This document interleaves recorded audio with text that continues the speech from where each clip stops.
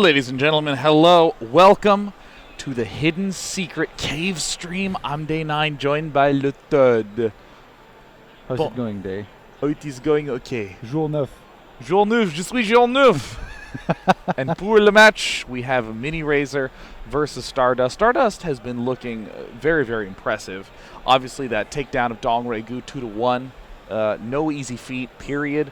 But impressively, Violet 2-0'd Stardust immediately thereafter. Violet, on his big return tournament, is now 5-0 in the group, and I really think Stardust is surprisingly competing for second, maybe even third place in that match. You think Violet will secure himself first in the group? This is a big deal. Getting first in the group, you're guaranteed top 6 going to the semifinals of the winner bracket. That will be a big deal for him. Yeah. Violet, who wasn't that impressive at the Battlegrounds just a few days ago. Yeah, I mean, often... Well, I'm trying to think back of the games that Violet played. He lost to... I mean, I know he lost once to Scarlet. He lost once to Major. Once to Puck. Once to Puck. He won the first series, well, but in the rematch, they had some really nice games, and this time Puck was able to win. Yeah, I mean, it's always possible that players are taking a little bit of time to get into their element. In this matchup, Miniraser, we haven't gotten the chance to talk too much about him, but I mean, Miniraser is considered by some people to be the best Zerg in Sweden. Okay. I think him and Zenster, who are actually teammates and good friends, they very well might be the two best Zergs in Sweden right now. I completely agree with you. And yeah, he's a player who's come a long way, I feel. Oh, yeah. I'm really hoping to see him get some good results, because right now he has only one win in his group. So let's introduce him. In the bottom left-hand corner, from Team Fnatic, it is Miniraser. And up in the top right-hand corner, a book by Neil Gaiman. It's Stardust. You're so knowledgeable, man. And you know, really, it's that knowledge about things that are irrelevant to casting that I think make me such a successful caster, because knowing nothing about StarCraft 2 means I get to link things to literature, romance, DIY projects, what have you. You know all about romance? All about it. Ask me anything during this sort of, redundant period at the start of the game, and I'll relate it back to what's happening in the game. I mean, how do you study romance? How do you know so much How do you about study it? romance? Were you born with the genes? Is that your French genes? Well, it's not. See, French genes is something I lack. Now, if I was a Frenchman like you, then I know that sometimes when you enter a room, people just start shivering because your charm is so remarkable. Miniraser's paused the game. So you weren't born in France like your brother? No. Of course, my brother Tassos was born in Grenoble. I was born in St. Petersburg, Florida. He was born there, but didn't spend any second more. He was like born and headed straight to the airport and left. It kind of sounds like that when he talks about it, no? He didn't spend any time in France. Yeah, he was only in Paris for a little bit of time, and then he went away. But then afterwards, he tried to take a course in French in high school, and that's about all I know about my brother. Okay. It's funny how both players try to do something a little bit special here. We had Miniraser do the drone scouts, which I think was for maybe a hatch block in case you have seen some kind of pretty opener. Stardust. Oh, no. Tries to block the natural, but it's not going to do much here. Well, I mean, the pylon is down. Miniraser. Oh, he's going to cannon it. Double cannon are going to be put in some nice corners here. Oh my god, that's so dirty. He said, you know what? Even if you go pool first, I know just the rub to break through. There's going to be a cancel on the left. It's that center bottom cannon that I think is going to be the big trouble for Stardust. If it completes and covers the other cannons in production, this could be game here, but it looks like Miniraser is doing a good enough job so far. There is only 2 drones on the bottom cannon. He needs to there. Oh, the third drone was so critical. We already have 2 cannons finishing up. How many drones will they take? It's going to be quite a lot. Target firing, falling so quickly. Oh my god, that's gruesome, that's violent, and that's exactly what Stardust is known for. 8 drones remain. Oh my god, 8 drones to... You should cancel the hatch. I mean, if you're going to have 8 drones, you might as well cancel the hatch and get a queen instead. He's not going to have all that much money. And on the other hand, Stardust started the cannon early enough. I guess there is 6 links that are going to get across the map. He might need another cannon on some sort of a wall-off, because if 6 links walk past this cannon here, I think 3 or 4 of them will still be alive. And that's enough to apply some pressure onto the middle line of the opponent. And exactly what I was talking about, Stardust is going to go for some wall here. He does not leave the probe in there. I guess he knows that Miniraser will not attempt that anyway. You know, he should have sent another probe with that cannon rush, because to kill one drone... Wait. What? Okay, I know what you're going to say. To kill one drone, it's 2 cannon shots on the probe. Yes. But I know there's that player there thinking, he should have sent another probe to build more cannons. Now, this is an uncharacteristic misstep from Stardust after that really stunningly controlled cannon rush, admitting some Zerglings into his base. Yeah, I talked about it. When you have 6 Zerglings, it's almost always worth it if you think you can go past that cannon to do it, because 4 or 3 Zerglings are going to survive, and they're going to apply a lot of pressure like they're doing now. And you know what? Those Zerglings were going to be useless anyway if they hadn't done that. So now he's forcing probes being pulled from the mineral line. Stardust is mining a lot less than he would be otherwise. He's going to have to basically chrono boost out a Zealot most likely. And just a great move from Miniraser altogether here. Yeah, I mean, this is the sort of funkiness that happens when one player applies a little pressure successfully. Anytime pressure is successful, it means a bunch of money was devoted to doing that pressure. I mean, I know that sounds obvious, but what it always opens up is the probability that there's going to be a nice snapback attack. And we're seeing these annoying little Zerglings denying the gas mining. And you know what? He already forced a mistake. There was not enough probes being pulled to defend against this. And I think he was able to snipe maybe 1. Yeah, now the Zealot surely is going to have something to say about this, but Miniraser can make sure he keeps on dancing around. He might be able to spot this target, and I think he's going to see it very soon. Ooh, that would be such a boost. You know, I'm trying to think about how Miniraser is going to want to play this off. I like getting a layer. I like getting Hydralisks as a decision. I think that you're not going to be up...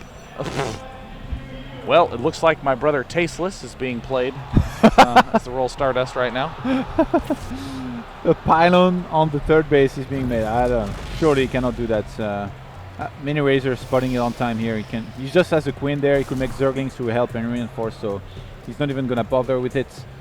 Going for this target is interesting. I'm not sure how I like this. And he starts the 3rd base instead of going for the cannon rush. There are extra minerals. Stardust has been doing a brilliant job of making a lot of 42 probes actually against 38 drones. He's chrono boosted out a lot of probes. Yeah, having 42 probes this early in the game after that awkward start where he built all those cannons instead of nexusing, that's a very impressive probe count. And of course with the Oracle coming up and almost certainly Void Rays behind that, Stardust is now taking control calmly of 3 bases. You know, Miniraser knows about this target, but he's trying to delay his spores as much as possible, but I'm afraid he might delay them too much. Because right now the Oracle's about to come out. He's gonna fly across the map very, very quickly. Spores still haven't started. If that Oracle gets into any mineral line, in particular the 3rd, where there is just a single Queen, it's gonna start sniping drones left and right. And to be honest, if you see just 1 Queen, there is a 2nd one on the way, by the way, you can just stay in there, snipe 6 or 7 drones. Even if you lose the Oracle, it's been worth it. Look at that guy having some fun here. Oh my gosh, he went to the no expansion location to pick off drones, and now Miniraser's doing some nice control. These sorts of moves are really something he's pretty famous for, just very good minimap watching, spotting things quickly. And I don't know why it's so hard, but it's kind of difficult to make your body just click on the damn drones and do the ring around the rosy and send them back. You want to just get the Queen in the way and let the drones mine. But the willingness to do those little moves, very, very efficient from Miniraser, who's just going for swarm hosts. This is unusual here by Stardust, getting the Robo this quick behind this, but I guess he doesn't really want to get Blink or any more upgrades all that fast, which is a first. I guess, he didn't have +1 yet because of all that happened. Yeah, he made his forge... I think this is a very smart move from Stardust because he's already beat his opponent down with drones early, and no matter how many workers you lose, you can never get your gas count invaded.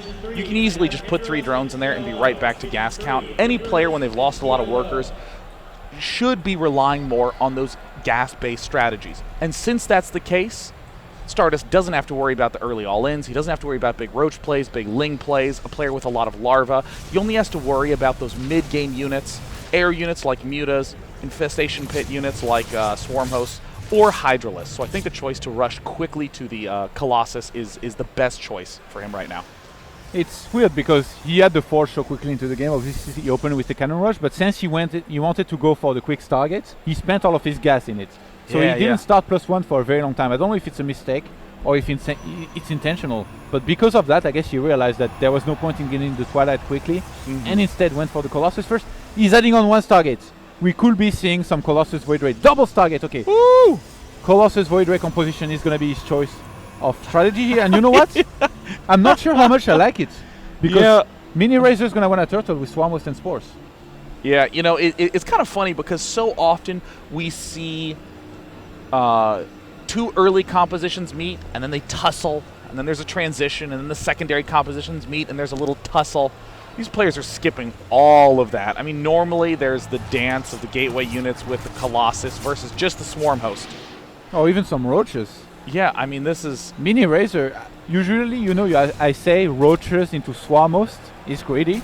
Like, you can die if you do that, and your opponent is aggressive. He went into Roach without Roaches. That's great. Just straight Swarm Host. He's rushing for the Viper with no units. He's rushing for the win. Yeah, I mean, they're just going late game. I mean, like you point out, if you try to get those 3 Stargates early on, what are you going to do? There's not really a good way to apply pressure. They're good in a final fight, but you just leave Zerg open. Anything you want to do, Zerg, you get to do. By the way, the Swarmhost, they are at the 3rd base. They are not moving. They are not burrowed or sending in locusts. I mean, is he hiding this somehow? Ninja Swarm Hosts. Hiding in plain sight. I know. Hidden in plain sight. Wow. Stardust, he should do definitely a bit more scouting. He's sending a Zealot on the bottom right-hand side. Those Queens are going to greet him. Where are they going, actually? The Queens are moving out. What is he trying to catch? The Queens are doing their medevac impersonation. Going to sneak along these right sides. Maybe, I thought he wanted maybe to snipe an observer. Maybe he's an observer there, but there isn't anyone. Oh, and he's getting charged. I was wondering about this. You know, earlier when Stardust, he played against the Zerg on stage. Who was it again? Stardust played against Dong Rigu. Yes, he did say that recently he thought Void Ray, Charge Lot, Templar Archon was very strong. So I was wondering now when I saw him drop the Twilight Council after the 3 Stargates, if he was going to go for that, because he was getting the Colossus. Usually with Colossus, so fantastic. Yeah, because I mean, if your opponent is going for Void Ray Colossus and you're going Swarm Host, you got to get a lot of Corruptors. Then you got to get a lot of Vipers. And you know what's awful against Zealots and Archons? Vipers and Corruptors. The Corruptors can't hit anything, and let's be honest, if you do a Viper pull on an Archon, all the Zealots are there anyways. The Archon's like, oh, thank you, I have splash damage. It's very kind of you to bring me into the battle. So I think that this transition from Stardust, even though it looks weird, no battles have occurred yet, which is insane as it is, this is where we're going to see Stardust kick into major action. Miniraser has reinforced his Swarmhost position on the left-hand side with lots of Spores. On the right-hand side as well, so this is what I kind of predicted. When I saw the triple Stargate, I said, it's going to be very tough for Stardust to make this work against this many Spore crawlers. And I think that still. There is an attack on the left-hand side, Zealots against Roaches. Roaches should be able to win that, but those Zealots are charged. And just a +1 actually. +2 is very, very late in this game. Fleet Beacon goes down. Does he want to go into Tempest quickly? Well, he might even go into Carrier, an extremely powerful army. He recalled. He recalled to the gold base. He's trying to surprise Miniraser because he knows there is Swarmhost on the right-hand side of the map. What a move. He now has a complete open window. The Swarm Host down in the bottom right, desperately trying to re-rally their Swarm Hosts. Re-rally their Locusts. He's going to try to get a yoink, but it doesn't matter. The feedback is there in time. Stardust with a great tactical move. Miniraser is going to lose his very important 4th base here. He's going to find himself on a almost 5-base Protoss.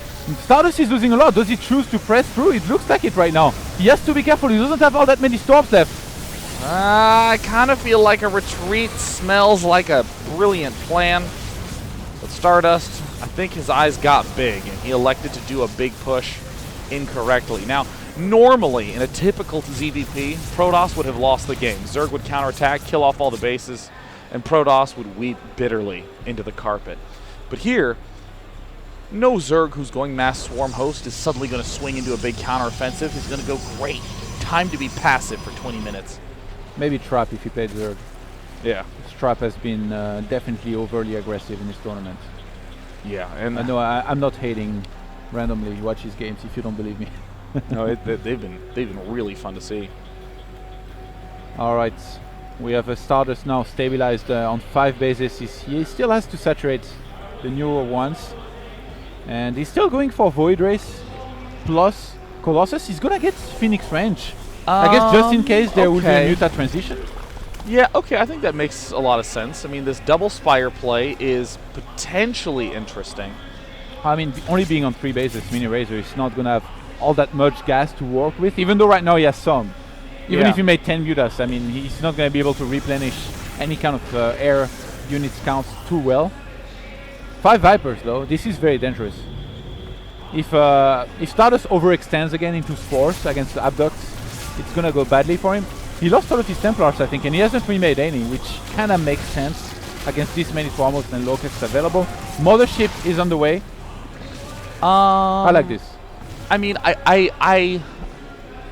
if I just walked in the room and I looked at this game right now, I'd be like, nice, Stardust, you're in a good spot, you're making solid transitions, keep it up.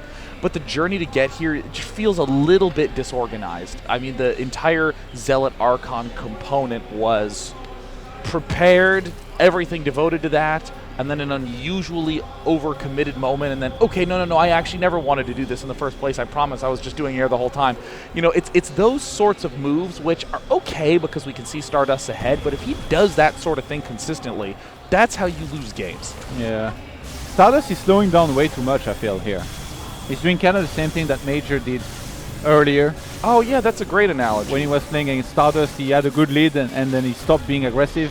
And Stardust, as much as he's sending some Zealots on the bottom right-hand side, there are a lot of Locusts there to really help and trade well against this. Going into air, I think he's okay, but you still need to keep on being active with some Warp Prism. I mean, look at the main of Miniraser. This is very easy to anticipate. There's not going to be any static defense. You know how? Because it's been a low econ game. There has been action throughout the entire game, so it's going to be very difficult for Zerg to get spines everywhere in the situation. One Warp Prism and some Zealot doesn't cost much. Even if you try and failed, at least you tried. And okay, as I said, actually we have the one Warp Prism here. I mean, in this matchup, Protoss behaves like a Vegas baller. It's fun to spend minerals for no gain. Get the Warp Prism, warp in the Zealots, hit them from both sides. Huck did a clinic on how to do harassment on this map. It doesn't matter if you send in 12 Zealots to one location, as we're seeing here in the bottom right. Very easy for Zerg to deal with one location of attack. But the instant you start to get 2, 3, even 4 threatening locations, Zerg starts to fall apart very quickly. Oh wow. There's a lot of Queens. All of them have some Transfuse available. Miniraser doesn't have that much firepower to kill the Zealots quickly, so he's going to bring the Roaches in support and the Infestors he needs to Transfuse that have many times. He should be able to save it, but I'm not sure. He's not doing it as well as he could. That's not worth it. Let it die. Let the thing die. Those Queen's energy's so valuable. I mean, it's cool and exciting to see, but this big threat on the north side, the big push that's coming in mid, that's the thing that you really got to be worried about is Miniraser. This is such a good composition. The Mothership here really complements those Tempest, Void Race, and Colossi very well. He needs, now that he has a Mothership, he needs some Templars.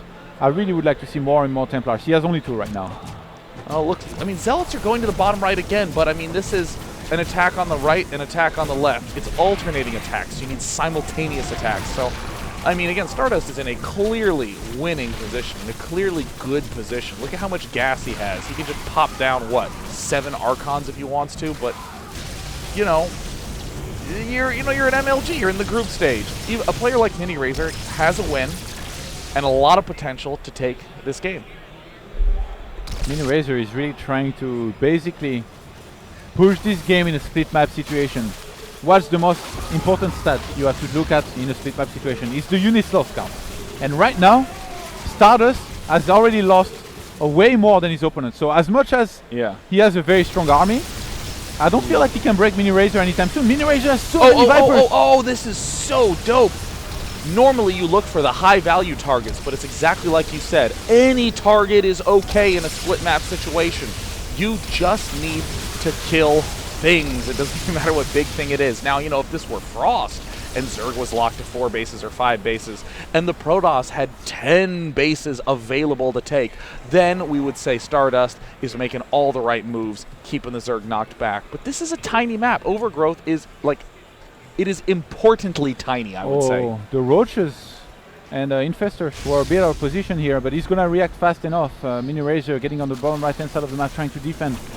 The charge loss with upgrades don't care about spines.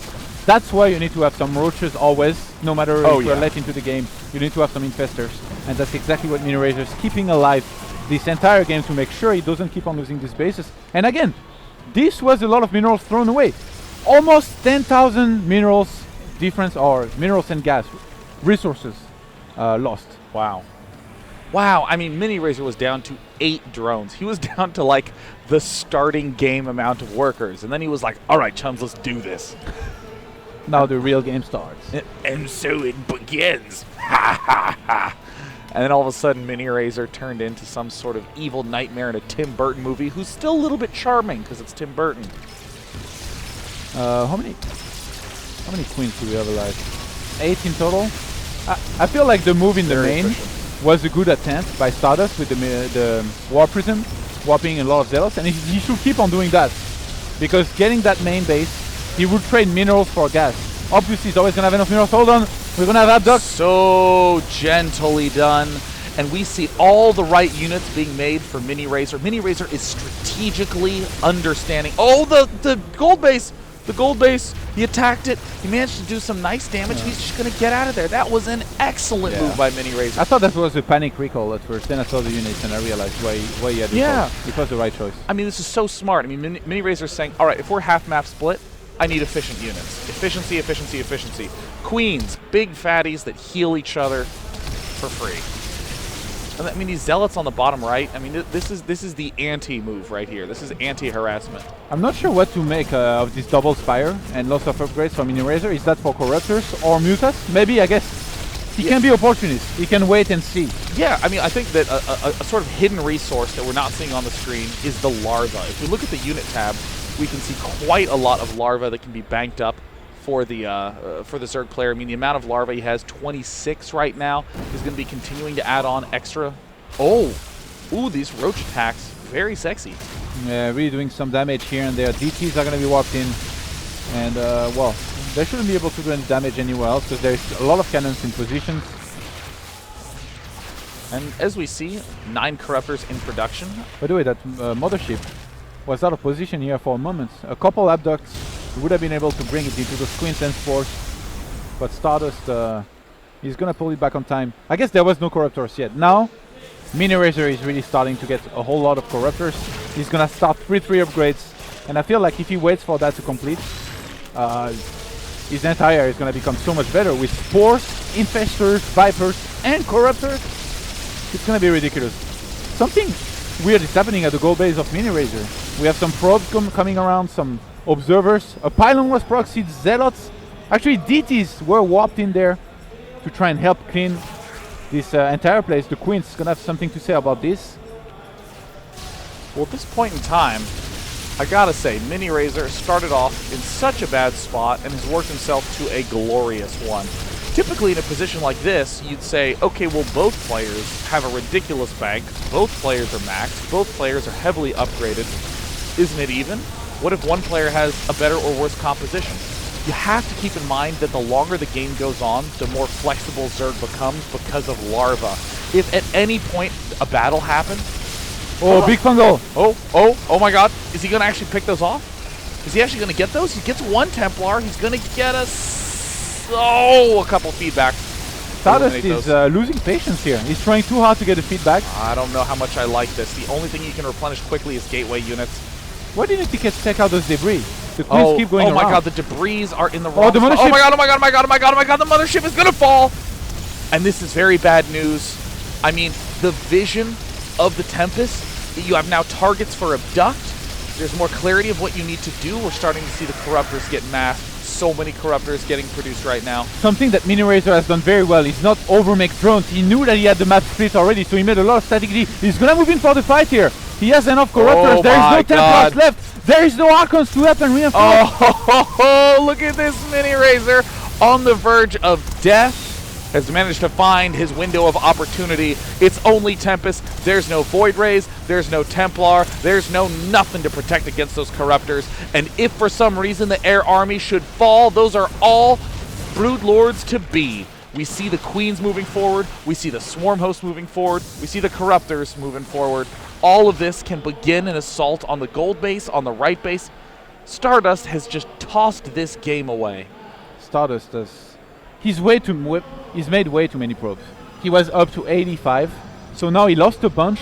But Miniraser being on 55 drones for a very long time, that meant his maxed out army was much bigger than Stardust. And right now, 141 army supply for Miniraser. That means he's gonna have such a significant army lead that he cannot really lose a fight with the static defense that he has. Stardust, his only option to possibly win this was to stay away, shoot from afar with the Vipers, but he engaged directly. He lost everything, and right now he's on a bit of a tilt. He's attacking those spines on the bottom right hand side. He's not gonna do all that much. Drones are being pulled.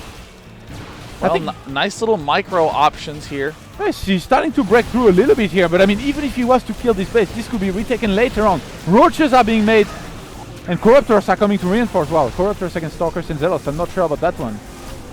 Yeah, I mean, it's kind of... It's hard to say that there's any winning move here. Oh, this is great. I know, I love this burrow to keep as many drones as possible alive. The Queens move in. They're going to be able to tank a lot of damage and then just begin the masses and masses of healing. Well, you got to be a little careful because Zealots don't die fast. But you know what? Burrow's so good. Oh my god, the Stalkers, by the way, moving right next to the Swarm Host here. Miniraser hasn't even taken his gold yet. The units lost tab. 37,000 for Stardust, 25,000 for Miniraser. Miniraser, as long as he doesn't die here, or doesn't get, I guess, completely out-composition, if that's even a word. Out-comped. Yeah, if he doesn't let Stardust get a much better army and kill him soon, Miniraser, I feel, is in a great position to win this game. He has a big bank, he's going to get a ton of spines and spores on the bottom right-hand side. Yeah. And we see this army of mass Tempests. 15 Tempests on the field right now. And the 15 Tempests are not exactly the best engagement unit. They're a good supporting unit. They're good to sort of get... they're good to do chipping, but they need to be protected by, you know, Void Rays, carriers, that sort of thing. And if he doesn't get a transition to those sorts of air units in a little bit, the Tempests are just going to fall to the Corruptors. Yeah, those probes here are going to be sacrificed. About time, I guess. Stardust realizing he doesn't have all that many minerals. This is the proper move to do. He had way too many of those. Oh, he's gonna jump on top of the Swarm Host here with an Oracle revealing them, but there's the Locust nearby, some Vipers. Oh no, this is not the best choice. This turned into a bad idea. Oh man. He's gonna be able to get away anyway. And behind this Stardust is massing Tempest. He's re-wrapping in way too many Zealots, by the way. Like his bank, yeah, minerals. As I mentioned many times, he's lost way too many minerals. He needs to start saving money now. Yeah, I mean, if we like Shift L and look at the units lost, I think it's just going to be 153 Zealots. 153 Zealots. That's 15,300 resources of Zealots that are just getting tossed away. I mean, there's only 52 Roaches that have been lost, 34 Lings that have been lost. I mean, that's just way too aggressive. Miniraser is now finally starting to try and retake that gold. Those units here are not going to do much. And they are going to die. And that's more resources lost for Stardust here once again. Adrenal Gangster is on the way. Stardust is going to do a huge attack on that left-hand side base at the same time, which should be evacuated. I mean, even if he snipes the hatch and some static D here, it doesn't even really matter because Miniraser can just retake that base and be in a great position. We have so many Corruptors on the map, by the way. 35 in total against 17 Tempest. The only real danger to these Corruptors obviously are the Archons and Templars. Yeah. No Archons, but 5 Templars. Feedback is going to be used here. Well, finding free targets, picking off what he can. Miniraser continues to maintain his hold on the resource game in this fight, and I think that, you know, we're 39 minutes into the game or so. I think Miniraser's win is going to be at around 50 minutes. He really needs to wait for Stardust to mine out on these bases and not really engage. That's a very precise prediction, Day9. Well, it's about how long it takes to mine out a base. Stardust really running out of minerals here. Yeah, I mean, I think that not attacking is the absolutely correct play for Miniraser. What Stardust needs to win this game, he still has a better bank, but he's going to run out of minerals faster. I mean, of minerals to mine out, so the bank of Miniraser eventually should catch up. He's going to try to get the perfect army for the end game, which is lots of Tempest, Templars below a Mothership core. But the problem is, so far in this game, he's always pushed too far forward. So every time he's got abducted inside of those spores. He needs to be more careful, but since he's being sieged, he's being forced into a bad position, most likely. So that's what he's going to have to avoid. And that base on the bottom right-hand side is going to be sieged here. Oh, the bottom right is finally going to fall, it seems. I mean, Miniraser has been doing just a fantastic job of keeping his tertiary bases alive and continuing to apply pressure in front and center. I think strategically Miniraser is playing this out very, very smart. His decision to rush for Swarm Hosts and rush for the static D and to accept some losses and not to overreact. I'm very, very impressed to see him in this position in the game. 8 more roaches are being made, by the way. I guess Miniraser wants to make sure he can defend well against the Zealot and DTs. The story of this game, Stardust really trying to break through with a lot of Zealots the entire game, getting some damage here and there, but was it enough? Miniraser still quite far ahead on the units loss counts. He's going to be able to re-expand all over the place. He could move his static defense to the new bases that he's going to take and make sure they're indestructible. Man, that army though. That army, Todd, I mean, 174 army supply to 146. These armies are massive. The banks for both players are massive. And that's why I want to re-emphasize. Oh! Oh my God! Oh, that was a magic trick, man. I know the David Blaine with a mothership core. And where'd it go? It was so huge. Surely you can't hide it. Miniraser playing this out so smartly. 50 minutes is about when the income's going to go to 0 for Stardust. This is so smart. He's busting that top left-hand side base before the minerals are mined out, the gas as well. He had 2 overseers with it. He knew that Stardust would reinforce with DTs if he would see that there is no overseer. So having the 2 overseers here, the biggest of deals.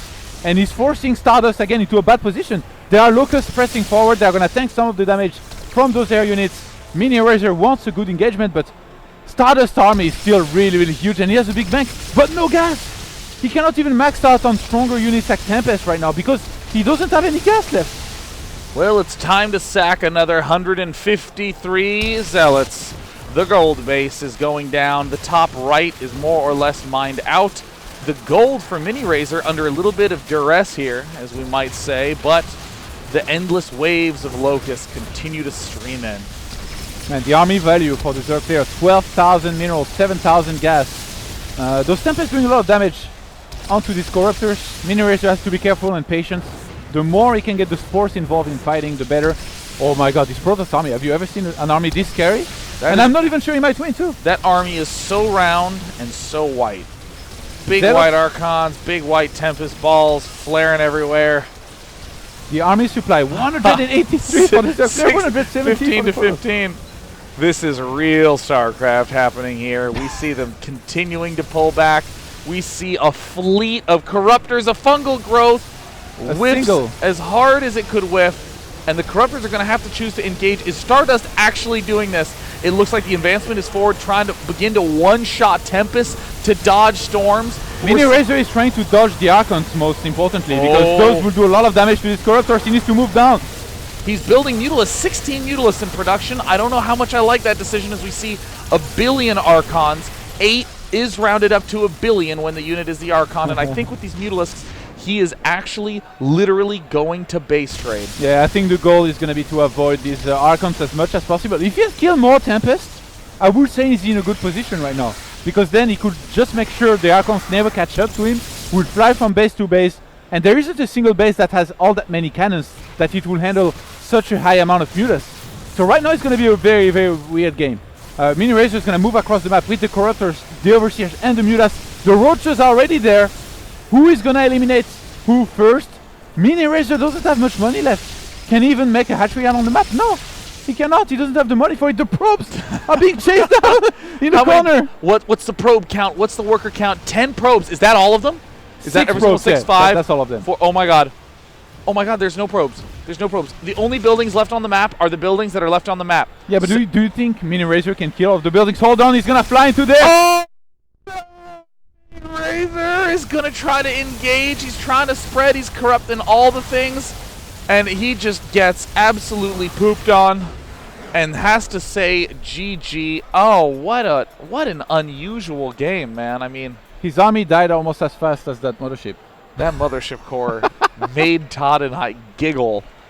Oh man, I mean, Miniraser. I feel like Miniraser was in a very good position. I mean, what should Miniraser have done differently to win that game? Because it felt like Stardust was falling behind, suddenly out of gas, and just so happened to have the final Doom Death army. I think he built a too big bank, and he wasn't making enough static defense, even though he had plenty of it. You have to really cover, especially those new bases. Imagine he reinforces the right-hand side with a lot of spores and spines above that one base that he was taking. Then he will not only protect the gold, but also that bottom right-hand side base at the same time. And I feel like he didn't make enough Swamos. Usually you should go up to like 25 or 30. He stopped at, I think he was at 19 for a lot of the time. He went into Corruptors too quickly. And as much as he was able to pull a very nice magic trick and made the mothership disappear, the rest of the army wasn't going to die anytime soon, because the composition of Stardust was scary enough with 1 trillion Archons, 2 Colossus, Mass Tempest, some Templars. It's just kind of unstoppable. You need much more static defense to win against this. Yeah, I mean, with the static defense, it helps battle the other problem that we were seeing Miniraser have, which is no vision. He didn't really know exactly where to position stuff. He was kind of answering the army when they showed up, and I mean, did a great job killing Zealots. Almost 200 Zealots killed in that game. So much money of Zealots. It was above 170 Zealots dead towards the end. Before the last it was fight. 200 Zealots. 200 freaking Zealots, man. He broke the 2K mark. The next map is going to be on Way Station, which is, I think, potentially a little bit of a weird one. Yeah. Because the positions and the way they spawn will define a lot. So when we come back from this brief commercial break, we're going to be watching yet another potentially long game between Stardust and Miniraser here at MLG Anaheim 2014. See you then. And I got to tell you, Todd,